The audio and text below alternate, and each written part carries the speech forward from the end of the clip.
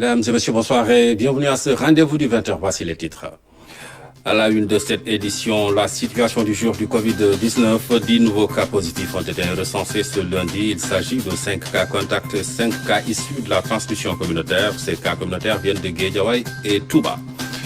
Le secteur des transports aériens prend connaissance des mesures prévues par le plan de résilience, des mesures sociales assorties d'appui financier aux entreprises. Un fonds de 45 milliards est prévu pour le plan de développement d'Air Sénégal. Et puis le port obligatoire du masque dans les lieux publics, la dernière mesure prise par le gouvernement pour stopper le Covid-19 démarre plutôt bien. À chacun son masque, sa couleur et sa taille, constaté en centre-ville par l'une de nos équipes. Et puis nous aurons dans ce journal un invité. Il s'agit donc de El Hadj Abdourahmane Ndione, le directeur général de l'Association sénégalaise de normalisation. Bonsoir. Bonsoir.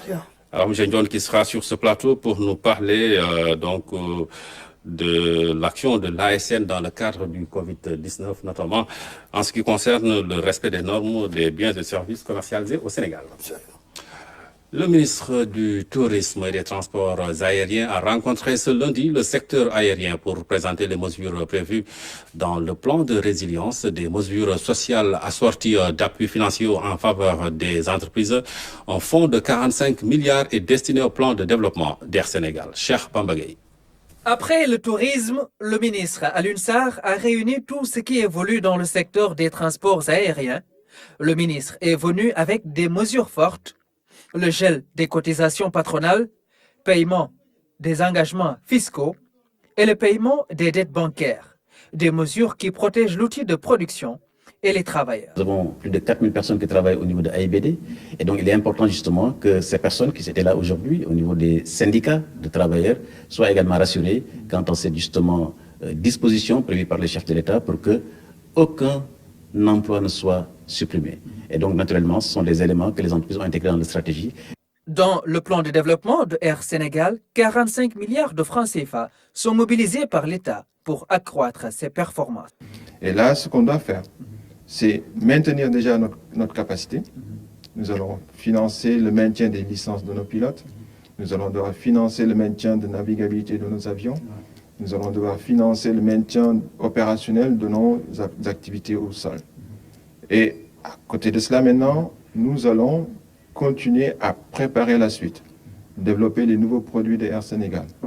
Nous allons également investir pour développer nos nouveaux produits et en allant vers, bien sûr, ce renouvellement de flotte que nous avions déjà annoncé, donc avec l'acquisition de 8 Airbus A220 que nous allons poursuivre. Le plan de résilience présenté a enregistré l'adhésion de tous les secteurs aériens pour être plus compétitif, surtout après le Covid-19. Une fois que la crise sera dépassée, Inch'Allah, ces entreprises auront justement à faire face à la concurrence pour leur permettre justement de pouvoir non seulement relancer les activités, mais aussi se positionner comme étant des entreprises de référence au niveau donc de la sous-région, puisque l'objectif du gouvernement du Sénégal et du chef de l'État, le président Macky Sall, c'est de faire du Sénégal l'un des tout premiers hubs en Afrique. Enfin, pour alléger toutes les procédures dans le tourisme, le ministère a mis en place ce site web qui va dématérialiser toutes les demandes qui pourront être déposées dans cette plateforme, surtout en cette période où il n'y a pas de déplacement. Toutes les entreprises touristiques qui veulent bénéficier des facilités du ministère et surtout ayant un INEA pourront acheminer toutes leurs demandes dans cette plateforme qui est le réceptacle de tous les fonds et de toutes les procédures. La situation du Covid-19 ce lundi à présent, 10 nouveaux cas sont déclarés positifs. Il s'agit de 5 cas contacts suivis et de 5 cas issus de la transmission communautaire. Voici la directrice générale de la santé, Dr Marie-Khémesse Ngom-Ndiaye. Ce lundi 20 avril 2020, le ministère de la Santé et de l'Action sociale a reçu les examens virologiques ci-dessous. Sur 281 tests réalisés, 10 sont revenus positifs. Il s'agit de 5 cas contacts suivis par nos services, 5 cas issus de la transmission communautaire et répartis comme suit. 1 à Guédiawaye et 4 à Touba. 15 patients hospitalisés ont été contrôlés négatifs et déclarés guéris. L'état de santé des patients hospitalisés est stable.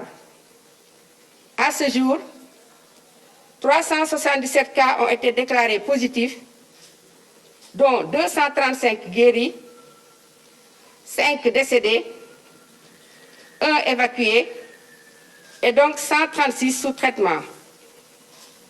Comme annoncé dans nos communiqués antérieurs, notre pays a enregistré 2 nouveaux décès liés au Covid-19 ce dimanche 19 et lundi 20 avril 2020. Le ministère de la Santé et de l'Action sociale exhorte les populations au respect strict des mesures de prévention collective et individuelle. À Touba, on parle maintenant de 7 cas communautaires, tous issus des lieux publics, les marchés ou les transports publics. Et le médecin-chef de la région recommande même la fermeture de certains marchés non essentiels, certains commerces non essentiels. Voici le docteur Mamadou Dieng, le médecin-chef du district sanitaire de Touba, au micro de notre consoeur de Radio Sénégal, Tida Sané. La situation, c'est que Touba a commencé à avoir des cas communautaires depuis le 10 du mois d'avril. Et donc, le 10 du mois d'avril, on a diagnostiqué le cas d'un commerçant qui exerce au marché Ocass. Et depuis lors, on a eu 7 cas communautaires qui sont tous liés à ce marché. Donc, 7 cas. Le premier, c'est un commerçant. Le second, c'est un marailleur qui travaille au marché Ocass. Le troisième, c'est quelqu'un qui est établi au marché, qui est vigile au niveau du marché. Le quatrième, c'est aussi un commerçant. Le cinquième de même. Le sixième aussi, c'est quelqu'un qui travaille comme marchand ambulant au niveau du marché Ocass. Le septième, c'est un vieux qui travaille au marché de Madiana. Donc, comme vous voyez, tous les cas communautaires qu'on a eus depuis l'avènement de ces cas sont des cas qui sont étroitement liés à des marchés. Je pense que dans nos interventions précédentes, nous avons eu à évoquer le problème des marchés. Et nous avions dit que les marchés étaient véritablement le ventre mou du système de prévention. Parce qu'on a vu dans le marché quand même des comportements, des attroupements et aussi des attitudes qui ne favorisaient pas la bonne riposte. Et aujourd'hui, je pense que tout ça s'est avéré au grand jour. Et nous avons commencé à avoir des cas au niveau de ces marchés. Il faut fermer les marchés. Il faut systématiquement fermer les marchés et arrêter le transport entre Mbacké et Touba. Parce que c'est un transport qui se fait avec des véhicules qui ne sont pas dédiés à ce transport. C'est des véhicules de transport de marchandises qui sont modifiés et qui sont des endroits propices pour propager cette maladie. Parce que souvent il y a la surcharge, les passagers sont assis côte à côte et ils ne respectent pas les mesures qui ont été arrêtées par le ministère de l'Intérieur, notamment de ne pas mettre un chargement au complet, de mettre la moitié du chargement. Mais comme nous l'avons vu, il y a des comportements en tout cas qui expliquent aujourd'hui qu'il y a une transmission communautaire à tout. À Kaffrine, le gouverneur va renforcer le dispositif de riposte du poste de santé de Darou Salam Boki, un village frontalier de Touba et Gossas. William Manel était en visite pour s'enquérir de la situation de ce poste de santé qui accueille plusieurs personnes. Claire Diop. Évaluer le dispositif de prévention et de protection mis en place dans cette zone, renforcer l'équipement de lutte, voilà tout le sens de cette démarche du comité régional de gestion des épidémies de Kaffrine. Première étape, le poste de santé de Darou Salam Boki, situé près des départements de Gossas et de Mbacké. L'infrastructure est un maillon essentiel dans le dispositif de riposte du Covid-19. C'est une zone très fréquentée par beaucoup de personnes, beaucoup de mouvements de personnes venant de Touba ou bien par les transhumants. Donc ce qui fait vraiment de cette zone une zone un peu sensible. C'est la raison pour laquelle nous sommes venus encourager les équipes médicales qu'on a trouvées sur place, mais également leur apporter le soutien du comité régional de gestion des épidémies en matériel, en moyens, pour mieux faire face à cette pandémie qui en tout cas menace notre région. Autour de l'infirmier, chef de poste trouvé sur place, une équipe dynamique mobilisée pour parer à toute éventualité. Un appui conséquent leur est apporté à l'occasion. Nous sommes venus avec des thermoflash, nous sommes venus avec des masques et des gants, mais également nous sommes venus avec un dispositif de lavage des mains. La région de Kaffrine aujourd'hui n'a pas encore enregistré de cas de coronavirus, mais nous sommes, comme nous le savons tous, une région à risque. Et le niveau du risque est très élevé parce que nous sommes entourés par des foyers épidémiques au coronavirus, mais également nous sommes traversés par le corridor. Donc aujourd'hui, nous demandons, l'appel que nous lançons, c'est vraiment la vigilance et c'est le renforcement de la surveillance à tous les niveaux. Pour une lutte plus efficace, d'autres mesures fortes sont prises par les autorités locales, notamment en ce qui concerne les marchés Zeluma. Le préfet de Kaffrine envisage de délocaliser le marché aux légumes. Ça, c'est déjà en fait. Et l'autre nouvelle, nous allons chaque semaine prendre un jour pour fermer le marché de Kaffrine. Au niveau du foirail également, il y aura des mesures conservatoires qui seront prises pour éviter le maximum de rassemblement. L'activité sera étendue dans tous les départements de la région de Kaffrine. Pour le moment, aucun cas positif du Covid-19 n'est enregistré. Les populations sont sensibilisées pour le respect strict des mesures de prévention édictées par les autorités étatiques et médicales. L'exergue est mis sur le port systématique de masques dans les lieux publics. La région de Matam fait partie des 5 régions encore épargnées, heureusement, par le Covid-19. Et seulement, ce n'est pas une raison pour les autorités administratives de dormir sur leur laurier. Elles restent en alerte et s'engagent au respect strict des mesures édictées, surtout le port obligatoire de masques dans les lieux publics. Fatima Chabanelba. Au lendemain de l'arrêté généralisant le port du masque obligatoire, les populations de la région de Matam essaient de s'adapter tant bien que mal à la nouvelle situation. Pour beaucoup, cette option permettra d'endiguer la propagation du Covid-19.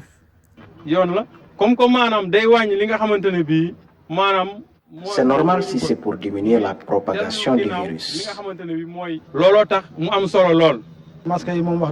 Il n'y a pas meilleure arme que le masque. Je conseille à tout le monde de porter un masque pour lutter efficacement contre le coronavirus. Moi, je porte toujours un masque, surtout pour me protéger de la poussière et de certaines maladies.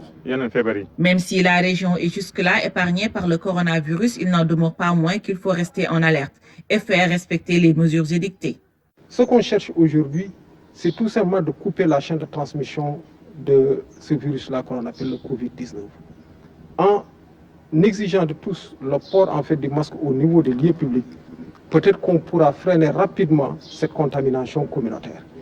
Et à l'occasion, j'ai instruit les responsables des forces de défense et de sécurité de veiller à l'application de ces mesures, notamment au niveau des marchés, parce que ce sont aujourd'hui les lieux les plus sensibles. Par ailleurs, au sortir d'une réunion de sécurité, le gouverneur de la région de Matam, accompagné du comité de lutte contre le Covid-19, s'est rendu dans les magasins du CISA, où est stocké le riz destiné aux ménages les plus vulnérables. Le secteur du transport en commun peut être un facteur de propagation du Covid-19. Le Service national de l'éducation et de l'information pour la santé, le SNEP, s'est allé à la rencontre d'acteurs du transport et d'usagers au terminus de Liberté 5. Conseil et démonstration à Grand Dakar, échange avec le maire qui salue cette mesure du masque obligatoire. Oumar Diaw. Le secteur du transport pouvant être un grand vecteur de contamination, il attire l'attention des services de santé. Le SNEP s'est allé à la rencontre d'usagers et de travailleurs des transports en commun. Même clients yi dama leen di wax ni leen avant décret bi di ñëw nii dama leen di wax yéen de leen sol ay masque ndax receveur bi ngeen tiim di jënd ticket xamul leen ndax moom am na xamul ndax yéen am na. Il faut se frayer dans l'allée centrale un chemin pour toucher les voyageurs du fond. Beaucoup d'entre eux mesurent la portée de la décision. On a vu que la maladie se répand très vite. Et que le port du masque va nous protéger non seulement la personne en soi-même, et protéger aussi la famille. Au terminus Dakar Demdik de Liberté 5, les abribus clairsemés accueillent des clients qui se tiennent à bonne distance. Les marraines de quartier apportent leur contribution. La population, elle est là, est en train vraiment de faire le maximum. Mais il y a des gens qui sont têtus quand même, qui ne respectent pas les recommandations du ministère de la Santé. L'entêtement et le déni du réel n'apportent rien de bon. La sagesse et la prudence doivent orienter vers le masque. Il y a des gens qui disent que voilà, je ne peux pas porter le masque parce que j'ai des problèmes de respiration, j'ai de l'asthme, j'ai de bronchite. Mais tout ça là, je pense que porter le masque vaut mieux qu'on te fasse en quarantaine, tu ne vois pas ta famille. Le personnel des bus a compris que le masquage généralisé est réciproquement bénéfique. Mesure bi nga xam ne moom la président jël ak gouvernement bi jël ci wàllu masque yi ak sécurité bi loolu man lu ma rafetlu la bépp client boo xam ne bii taxaw na ci buntu oto bu yoru masque bu mu yéeg. À Grand Dakar, les autorités municipales invitent au respect des mesures d'hygiène dans les gares routières et les marchés, ainsi que du port obligatoire du masque. Et limiter la contamination. Je crois que si on avait pris cette décision même plus tôt, peut-être que beaucoup de cas qui sont arrivés auraient pu être évités. Donc aujourd'hui, c'est venu à point nommé. À défaut de stopper immédiatement le transport, autant se protéger et protéger les compagnons d'un voyage. C'est le biais pour aller loin dans la vie qui ne doit pas être confondu à une équipée aventureuse. Et 24 heures après l'arrêté ministériel fixant le port obligatoire de masques dans certains lieux, la situation est au respect de la directive. À chacun son masque, sa couleur et sa taille. C'est le constat fait ce matin à Dakar centre-ville. Tout le monde est dans l'action préventive. Lamine Touré. L'avenue Blaise Diagne, dans cette unité de miroiterie, le port de masque est de rigueur. L'activité fait partie des services cibles dans cet arrêté du ministère de l'Intérieur. L'important c'est de se protéger et de protéger les autres aussi, c'est de porter les masques. Depuis la sortie de cet arrêté, nous on l'a bien vu, on l'a vu vraiment du bon côté. Parce que surtout par rapport à nous, on reçoit beaucoup de clients tous les jours. Alors, porter les masques, c'est vraiment intéressant, très intéressant. La famille Khalil est aussi dans la prévention. Quand le client rentre sans un masque, je lui dis qu'il faut mettre un masque. C'est pour toi, pour les autres, les trucs. Je le conseille. C'est pour le bien de tout le monde, pour notre bien, pour nos enfants, de mettre le masque. Comme mon mari a dit, ça ne coûte rien. On sauve la population. Des masques de toutes couleurs. On en voit partout ce matin dans Dakar. De l'avenue Jean Jaurès à la place de l'Indépendance, les Sénégalais ont fini de prendre conscience de la nécessité de se protéger et de sauver les vies.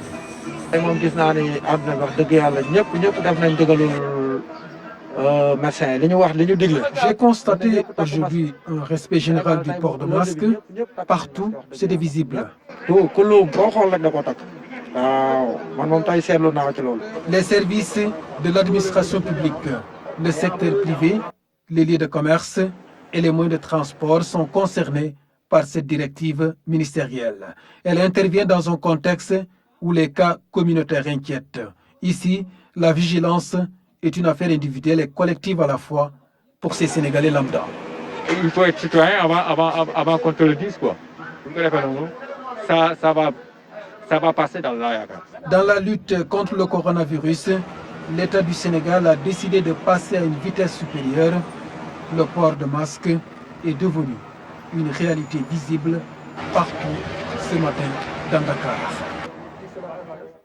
Je vous le disais dans les titres, l'invité de ce 20h est El Haj Abdourahmane Dione, le directeur général de l'Association sénégalaise de normalisation. Bonsoir, DG. Bonsoir, M. Traoré. Alors, DG, vous êtes là donc pour nous parler de l'implication de l'ASN dans le cadre de la prévention contre le Covid-19. Alors, pour bien comprendre, on va rapidement revenir sur les missions de l'Association sénégalaise de normalisation. Merci beaucoup. L'Association sénégalaise de normalisation est une association qui est le fruit de partenariat public-privé, donc qui a un mandat de l'État du Sénégal pour conduire la politique nationale du Sénégal en matière de normalisation et de ses activités connexes. Ça veut dire que donc les missions de l'ASN sont de 3 ordres essentiellement. Il y a la normalisation, l'élaboration des normes nationales, mais également la représentation du Sénégal au niveau des instances sous-régionales ou internationales de normalisation. Il y a la certification de conformité aux normes avec la marque nationale de conformité aux normes des produits du Sénégal, la marque NS Qualité Sénégal que nous gérons. Enfin, il y a la promotion de la qualité. D'accord. C'était pour mieux aider les téléspectateurs à comprendre votre intervention dans la réponse contre le Covid-19. Alors, depuis le début de la pandémie, vous êtes en première ligne et vous intervenez notamment avant la mise sur le marché des biens et des services. Absolument.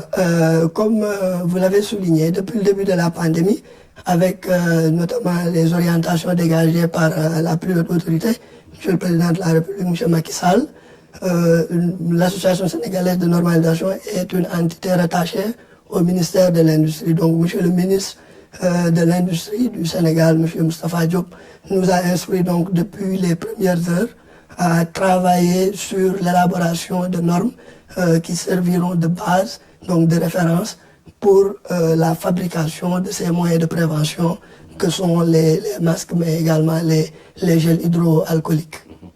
Alors, vous avez parlé de ces masques et gels hydroalcooliques. Alors, qu'est-ce que vous faites par rapport à tout cela? Puisque quand on sait que souvent, ces produits donc, qui circulent sont de fabrication ou de provenance douteuse. Absolument. Alors, nous, ce qu'on fait, d'abord, nous élaborons la norme. La norme, c'est le document de référence qui va donc déterminer les critères de qualité. Donc les critères d'acceptabilité en termes de sécurité, en termes de protection de la santé du consommateur, de protection de l'environnement, mais également en termes d'aptitude à l'emploi des produits. Donc nous développons la norme au sein de ce qu'on appelle nous des comités techniques de normalisation, qui sont des organes qui regroupent tous les acteurs d'un secteur donné. Dans le cas d'espèce, le comité technique santé de l'Association sénégalaise de normalisation a donc travaillé sur une norme sénégalaise sur les masques avec une contribution appréciable et appréciée du ministère de la Santé qui a quand même mis sur pied une task force véritablement pour travailler à améliorer ce document aujourd'hui qui constitue la norme sénégalaise. Au-delà de la norme qui est diffusée au niveau de tous les acteurs, nous intervenons également dans la certification de conformité. La certification, c'est le fait de donner la preuve que ce produit-là, dans le cas d'espèce donc les masques, a été conçu en respectant les exigences de la norme, que ce produit-là est exempt de conséquences néfastes sur son utilisateur. D'accord. Alors si je vous suis bien, les masques et gels qui circulent ont été fabriqués suivant des normes que vous avez établies. Alors, aujourd'hui, je ne peux pas dire que tous les masques ou tous les gels qu'on voit sur le marché sont conformes à la norme. C'est d'ailleurs la raison pour laquelle nous ne nous sommes pas limités à mettre en place la norme. On a également travaillé, aujourd'hui on a un dispositif de certification de conformité pour ces produits. On travaille avec les autres organes de l'État, notamment le ministère du Commerce, pour avoir un dispositif fiable de contrôle du marché pour ce qui concerne ces deux produits. Aujourd'hui, mes équipes ont commencé déjà après requête donc de certains fabricants de masques à mettre en œuvre le processus de certification de ces masques. Et j'espère que les autorités vont prendre d'ici quelques jours des textes réglementaires pour rendre notamment la certification de ces masques-là obligatoire pour assurer à tous les Sénégalais que les masques qui sont sur le marché sont des masques qui sont conformes à la norme sénégalaise. D'accord. Vous travaillez sur cette question des masques avec, disons, des industries, des entreprises, ou bien vous faites aussi avec les tailleurs qui se sont carrément lancés dedans depuis quelques jours? Alors, le règlement de certification prend en compte tous les types de producteurs, grands comme petits.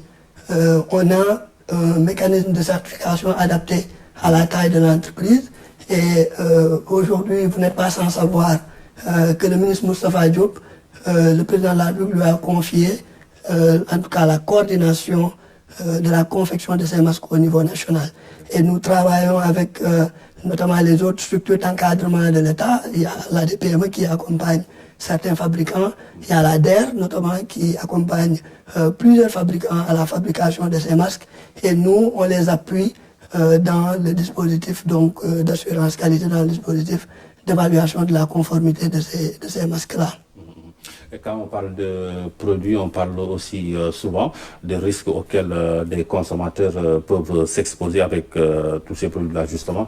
Alors, qu'est-ce que vous faites concrètement pour Alors, quand vous parcourez la norme sénégalaise sur les masques barrières, justement, la norme NS 015-014, il y a 3 volets principalement. Il y a les exigences liées à la confection même du produit, donc qui s'adresse aux fabricants. Il y a les exigences en termes d'essai, donc pour tester le produit, qu'est-ce qu'on doit faire. Et puis il y a cette 3e catégorie d'exigences maintenant qui s'adresse à l'usager. Donc comment vous devez porter votre masque, comment vous devez entretenir votre masque. Et tout cela, on travaille au niveau du ministère de l'Industrie à des supports communicationnels, mais également éducationnels que nous allons bientôt diffuser pour accompagner les populations dans l'utilisation de ce moyen de prévention. D'accord. Et aux consommateurs qui seraient tentés de tout acheter, qu'est-ce que vous leur dites comme message? Alors, le message aujourd'hui, c'est de faire attention à ce qu'on achète, d'acheter, en tout cas, quand c'est possible, au niveau des pharmacies. Voilà, au niveau des pharmacies. Ça, c'est l'endroit le plus approprié pour le moment. Il y a d'autres endroits, certainement. C'est l'endroit le plus approprié. Et dans les prochains jours, on va aider ce consommateur-là à la sélection de son produit en apposant la marque nationale de conformité du Sénégal, la marque NS, sur les masques qui sont conformes à la norme, ce qui va évidemment donc faciliter le choix sur le marché.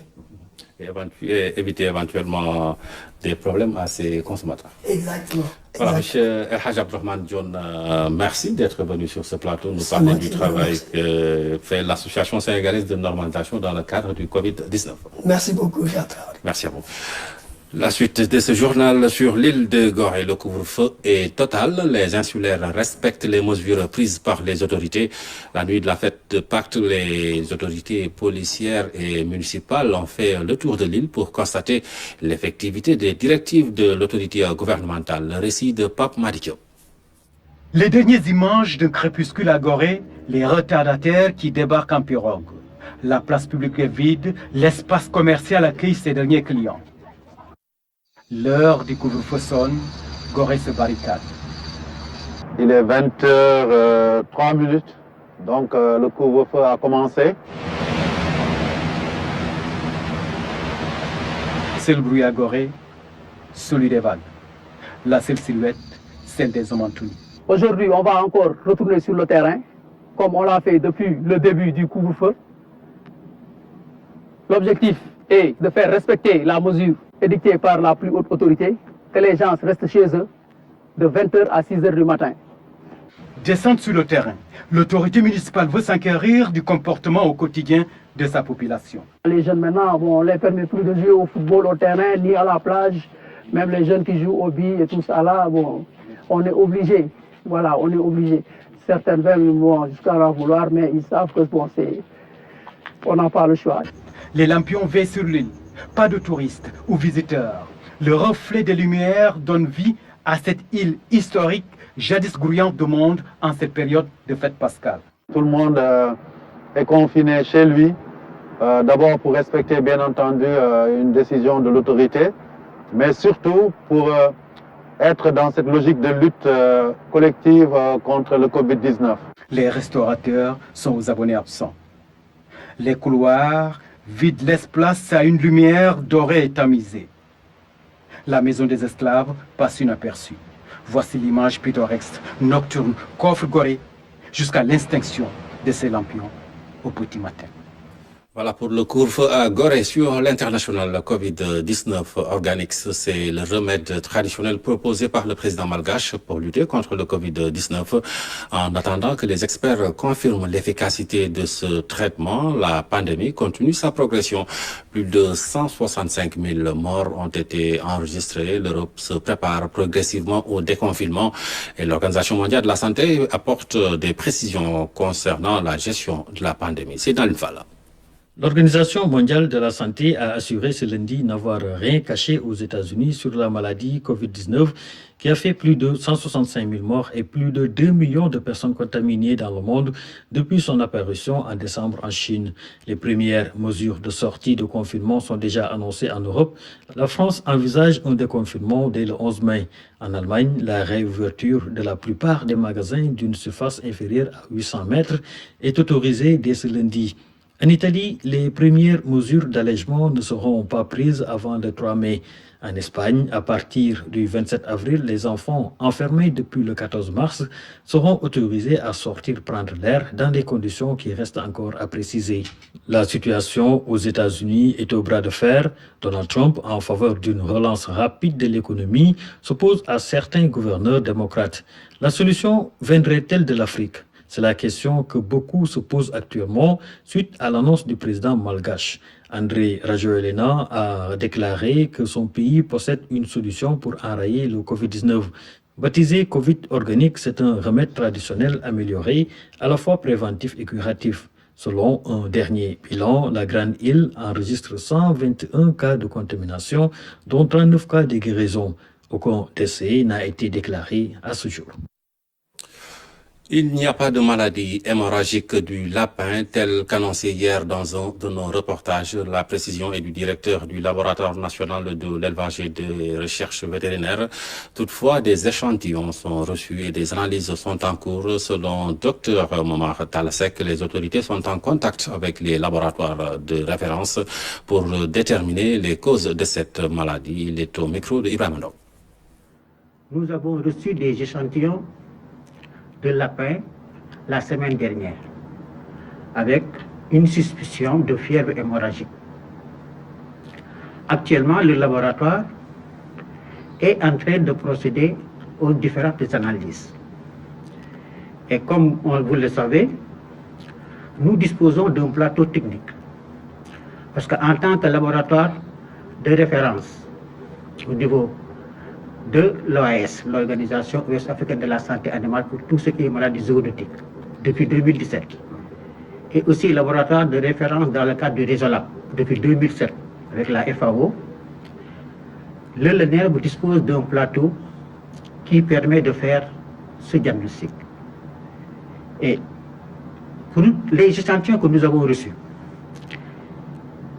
nous donnons une information importante aussi.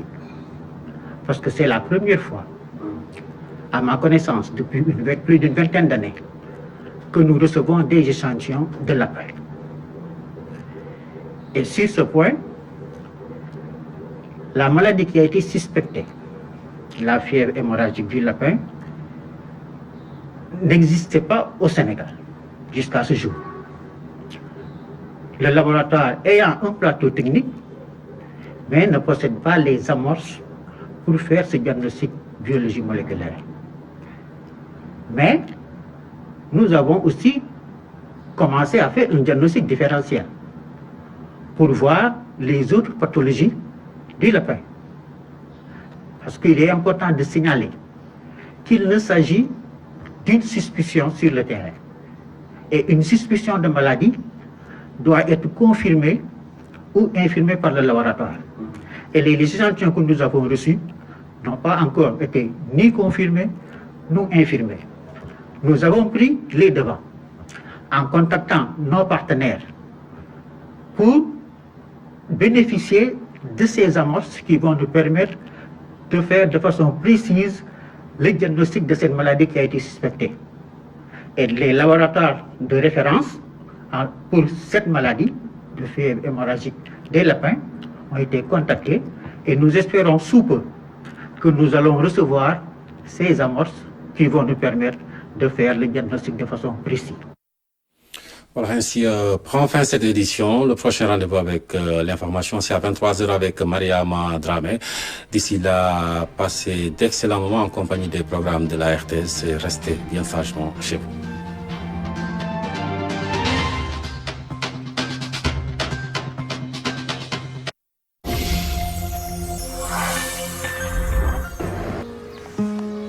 C'est une chronique des relations amicales de gamins âgés d'environ 10-12 ans. Omar, Yassine, Leiti et Ngoni, liés respectivement par une amitié toute particulière. Et puis il y a Demba. Ces garçons et ces filles vont dans la même école. Hors de cette institution, ils se retrouvent également très souvent. Omar croit aimer Yassine d'amour, mais n'est pas certain d'être aimé de la même façon. Arrêtez-le. Qui sama mag la